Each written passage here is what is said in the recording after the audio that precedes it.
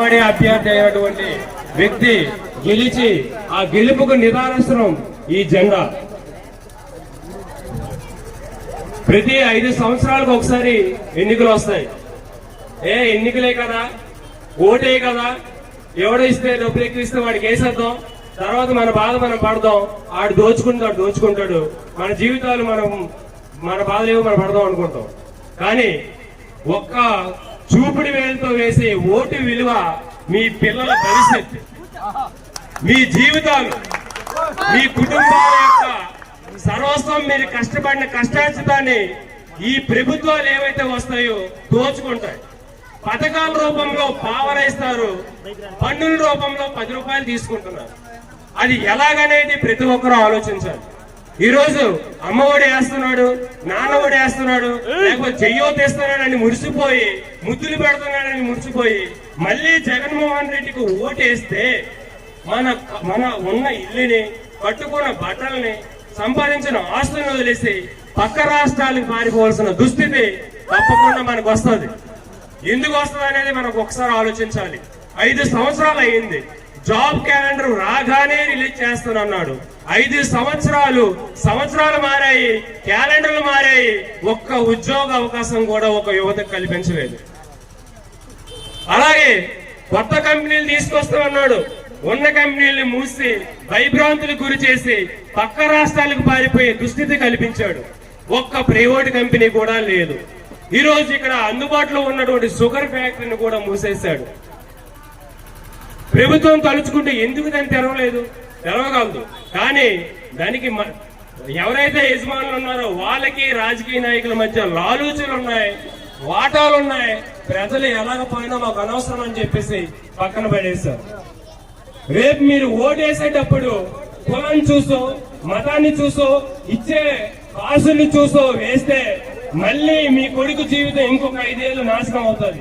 నీ కూతురికి ఒక భవిష్యత్తు ఉండదు, ఒక రక్షణ ఉండదు.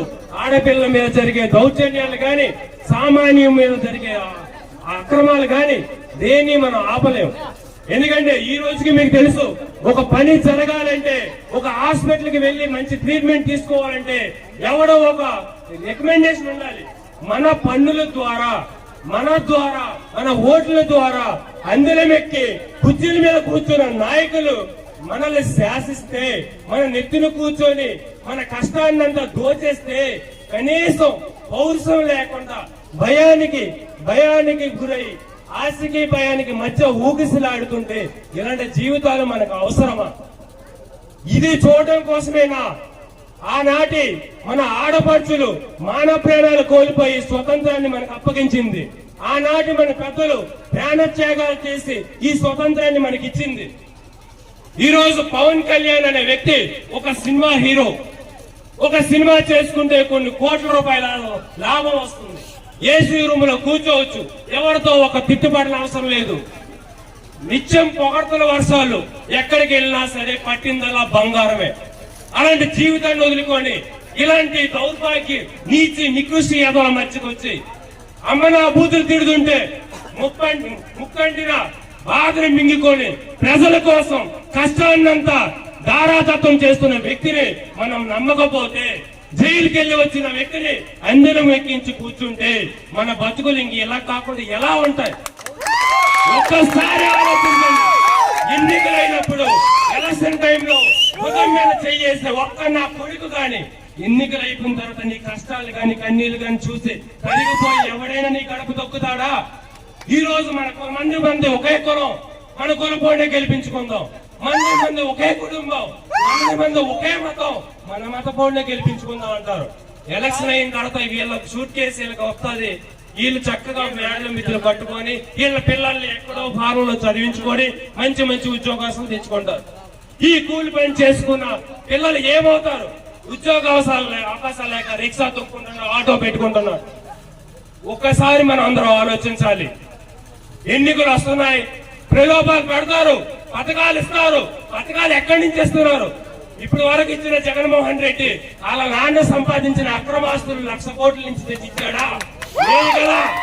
మనము ఉదయం నుంచి సాయంత్రం వరకు రెక్కల కష్టంతో కాయో కష్టం చేసి సంపాదించినటువంటి డబ్బుల్ని ఒక శాంపు రూపంలో, ఒక బట్టల రూపంలోనూ, ఒక సినిమా టికెట్ రూపంలోనూ, బస్ టికెట్ రూపంలోనూ పన్నుల ద్వారా చెల్లిస్తే నెలకు వచ్చే కొన్ని లక్షల కోట్ల రూపాయల నుంచి తిరిగి మనకి ముష్టి వేస్తున్నాడు.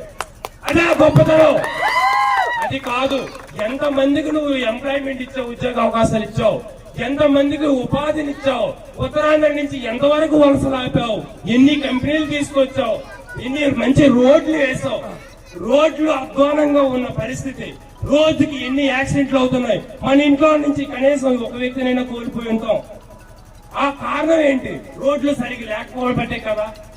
ఆ రోడ్లు వేయడానికి మీకు వచ్చిన ఇబ్బంది ఏంటి? ఈ రోడ్ల గురించి పవన్ కళ్యాణ్ గారు రెండు సార్లు పోరాటం చేస్తే తర్వాత మొక్కుబడిగా కొన్ని రోడ్లు వేశారు. ప్రశ్నించేవాడు లేకపోతే పని చేసేవాడు ఉండడు. ఎవరో ఒక గుర్రవాడు వచ్చి ప్రశ్నిస్తే మనకి ఎందుకురా, మన బతుకులు ఇంతే, మనం బానిస బతుకులు బతుకుతాం, ఇలాగే ఉందాం అని చెప్పేసి మీరు చెప్పకండి అమ్మా. ఆడపిల్లలు మీరందరూ ఆలోచించండి.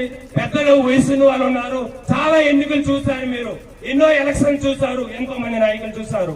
10 సంవత్సరాల నుంచి తన కష్టార్జితాన్ని ప్రజల కష్టాలకి వినియోగిస్తున్న పవన్ కళ్యాణ్ గారికి ఒక అవకాశం ఇవ్వండి.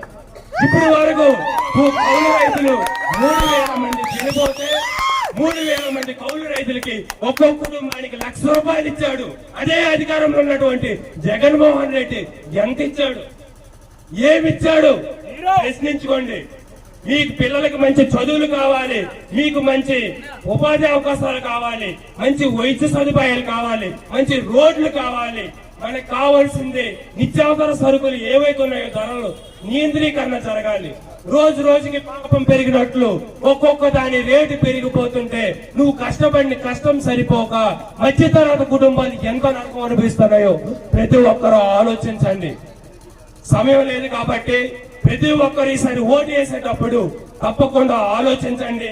మీకు ఇచ్చే చిల్లర కోసం మీ ఓటు నమ్ముకోకుండా మీ పిల్లల భవిష్యత్తు కోసం ఆలోచించి ఈసారి సరైన నిర్ణయం తీసుకుంటారని ఆశిస్తూ సెలవు తీసుకుంటున్నాను. Thank you.